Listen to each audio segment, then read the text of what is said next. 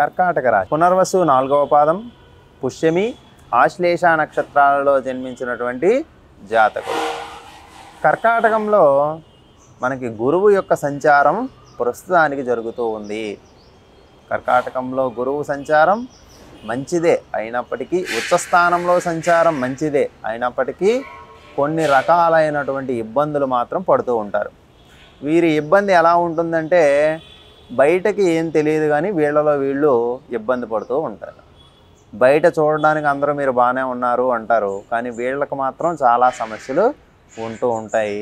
తెలియనటువంటి భయాలు ఉంటాయి, పిరికితనంగా ఉంటారు.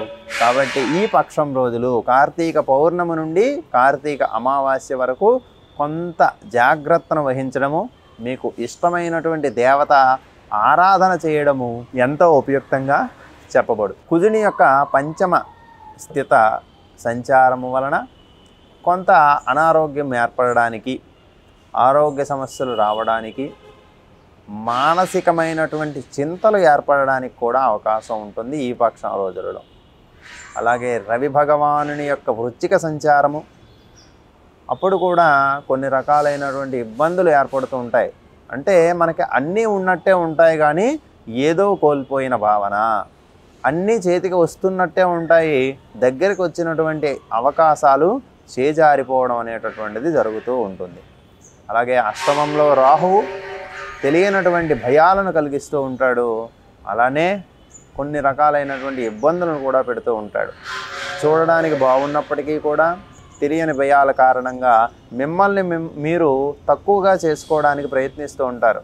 అది మాత్రం మానుకొని స్వతహాగా మీకు మీరే ధైర్యం తెచ్చుకొని ప్రయత్నాలలో పాల్గొనండి. కర్కాటక రాశి వాళ్ళు ఖచ్చితంగా విజయాన్ని పొందుతారు. బంధుమిత్రులు మీకు సహాయ సహకారాలను అందిస్తారు. వారి నుండి వచ్చే సహకారంతో మీరు కొత్త రకమైనటువంటి ప్రయత్నాలు కూడా చేస్తూ ఉంటారు. అలాగే శుక్రుని యొక్క అనుగ్రహం మరింత కలగడానికి శ్రీ మహాలక్ష్మి యొక్క ఆరాధనను చేయండి. ప్రతి శుక్రవారం కూడా లక్ష్మీ అష్టోత్తర శతనామాలతో, అంటే ఈ అష్టోత్తర నామాలతో బిల్వదళాలతో పరమేశ్వరుని కానీ లక్ష్మీదేవిని కానీ ఆరాధన చేయండి. ధనానికి సంబంధించినటువంటి ఇబ్బందులు తొలగిపోతాయి. కర్కాటక రాశి వారికి అమ్మవారి అనుగ్రహము చేత మీకు ఏర్పడే ఆర్థిక సమస్యలు తొలగడానికి మారేడు దళాలతో పరమేశ్వరుణ్ణి అభిషేకించండి, అర్చించండి. అది మీకు ఎంతగానో ఉపయుక్తమవుతూ ఉంటుంది.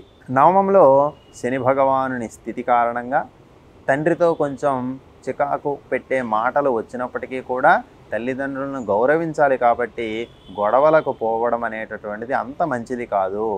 కాబట్టి తండ్రిని గౌరవించండి, తండ్రికి ఇవ్వవలసినటువంటి గౌరవాన్ని కూడా ఇస్తూ ఉండండి. అప్పుడే మీకు ఆ యొక్క శ్రీమన్నారాయణుని అనుగ్రహం కలుగుతూ ఉంటుంది.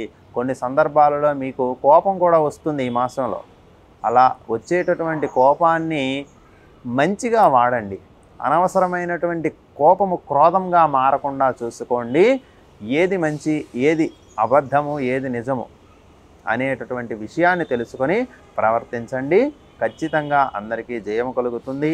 ఈ యొక్క 15 రోజుల కాలంలో శ్రీ మహాలక్ష్మీదేవిని పూజించండి. సకల శుభాలను పొందండి.